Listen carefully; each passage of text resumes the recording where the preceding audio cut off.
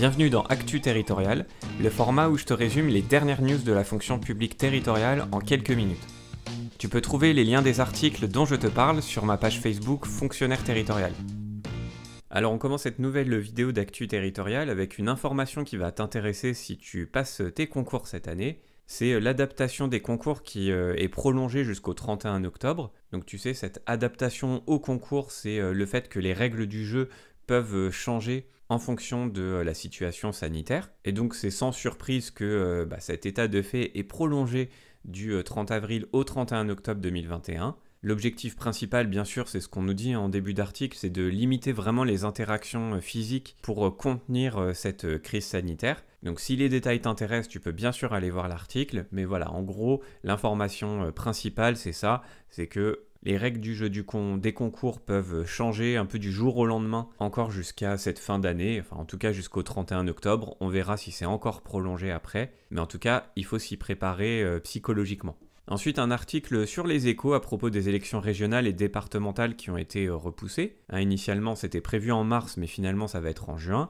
encore une fois à cause de l'épidémie de Covid-19. Mais cet article, c'est surtout l'occasion de réviser un peu ces élections régionales et départementales. Alors oui, l'article n'est pas hyper complet, comme un cours très précis, voilà. Mais quand même, on a les informations principales, donc c'est toujours une bonne occasion de réviser sur des questions comme qui élit-on, qui peut voter, quels sont les modes de scrutin, parce que bien sûr les modes de scrutin diffèrent entre les élections régionales et départementales. Aussi un point sur les compétences des régions et des départements, et c'est là où bien sûr c'est pas hyper complet en 2 paragraphes, mais en tout cas ça te fait quand même une petite révision. Donc si tu te sens encore un peu faiblard par rapport à ça, je t'invite à aller voir à minima cet article, et bien sûr à aller réviser un peu plus profondément aussi. Ensuite, plusieurs articles sur des projets de loi qui sont en discussion en ce moment et qui sont très importants, notamment le projet de loi climat et résilience qui a été présenté en Conseil des ministres au mois de février. Alors c'est issu des propositions de la Convention citoyenne.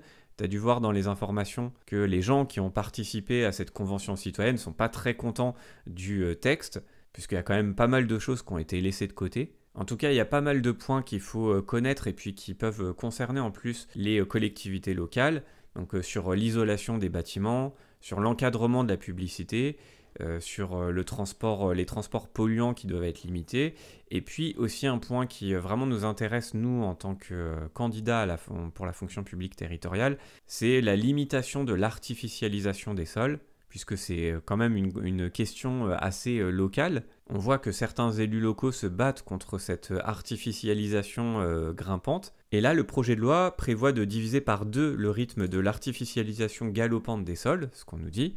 Donc le but, c'est de quand même décélérer cette artificialisation. Il y a aussi un souhait de l'exécutif d'interdire l'implantation de nouveaux centres commerciaux sur des espaces naturels, avec quand même une dérogation possible en dessous de 10 000 m². Donc on a déjà bien sûr des critiques puisqu'on nous dit par exemple que 90% des projets de zones commerciales sont sous ce seuil, donc ça ne va pas être forcément très efficace comme mesure. En tout cas, au-delà de l'aspect politique des choses, c'est une question qui fait vraiment sens dans nos concours et qui intéresse beaucoup les membres de jury potentiels. Donc je t'invite à creuser un petit peu sur cette question, à minima en tout cas sur celle-là, sur l'artificialisation des sols. Bien sûr sur les autres points aussi, c'est intéressant, mais un petit focus sur celui-là ne serait pas de trop. Ensuite, on nous indique sur la Gazette que le projet de loi 4D ressort des tiroirs. Donc en coulisses, on avait l'impression que c'était un peu enterré. Et finalement, ce projet verra bien le jour. Alors c'est repoussé au début du printemps, mais quand même, la plupart des élus locaux sont quand même contents que ce projet soit maintenu, puisque on nous dit qu'il y a quand même des choses qui peuvent être intéressantes. Par exemple, certains élus locaux espèrent que ça va être une arme contre l'hypercentralisation qu'on a vue surtout pendant cette crise sanitaire. Et d'ailleurs, au moment où je tourne cette vidéo, donc tout début mars, on a déjà un peu plus d'informations sur ce que devrait contenir cette loi 4D, notamment sur des transferts de compétences et d'agents. Je t'invite à aller sur ma page Facebook, j'ai partagé un article qui va plus en profondeur sur ce sujet. Mais en tout cas, ici sur le mois de février, l'information principale, c'est que le projet de loi 4D est encore vivant. Ensuite, un article toujours sur la Gazette À propos des risques de la différenciation, donc là ça fait écho à cette loi 4D, on a Bertrand Faure qui est professeur de droit à Nantes, qui nous fait part de ses inquiétudes sur ces risques de différenciation. Et bon, je dois bien t'avouer que je suis en accord complet avec ce qu'il dit, notamment quand il parle de risque démocratique et de risque d'efficacité. Ça, le risque démocratique, je t'en ai déjà parlé dans plusieurs vidéos. C'est en gros l'idée que si le citoyen ne sait plus qui fait quoi, eh bien il y a un risque démocratique, il y a un risque de désintérêt de la chose publique par les citoyens. Il ne sait plus non plus à qui il verse ses impôts, donc ça pose quand même de vraies questions de lisibilité démocratique. Donc là vraiment je rejoins l'auteur. Et bon, ce qu'il ajoute aussi, c'est un risque d'efficacité, puisqu'il nous dit que ça risque de se finir en multiplicité de normes, avec un résultat qui serait donc contraire à la volonté de départ de simplification, et avec un système qui pourrait être plus coûteux au final. Bon, il dit évidemment d'autres choses dans l'article, mais si ça t'intéresse, je te laisse aller lire directement. En tout cas, ça peut être une question qu'un membre de jury peut te poser, c'est de savoir déjà est-ce que tu sais ce que c'est la différenciation, et est-ce que tu es pour ou contre. L'idée, c'est pas que tu sois forcément contre. Alors contre, comme moi j'allais dire, je suis pas non plus contre à 100%, mais tu vois ce que je veux dire, c'est pas par dogme, mais en tout cas je m'interroge sur les risques de cette différenciation. Donc libre à toi après de te faire une opinion là-dessus. En tout cas, moi je t'invite fortement à t'intéresser à la question. Ensuite, un article sur le Courrier des maires à propos du projet de loi séparatisme, alors qui s'appelle maintenant officiellement projet de loi visant à conforter le respect des principes républicains. Et donc sur le Courrier des maires, on nous fait un retour sur ce qui concerne plus précisément les collectivités locales. Et notamment, il y a deux choses vraiment intéressantes. C'est sur la neutralité des délégataires de services publics, dont je t'ai déjà parlé. Je te prenais souvent l'exemple des sociétés de transport qui devront respecter ce devoir de neutralité, donc notamment entre agents, tu sais, entre agents hommes et femmes par exemple. Ça, c'est l'exemple qui ressortait souvent. Mais en séance, ce qu'on nous dit, c'est que ça a été élargi aux bailleurs sociaux publics et privés. Donc ça, petite nouveauté.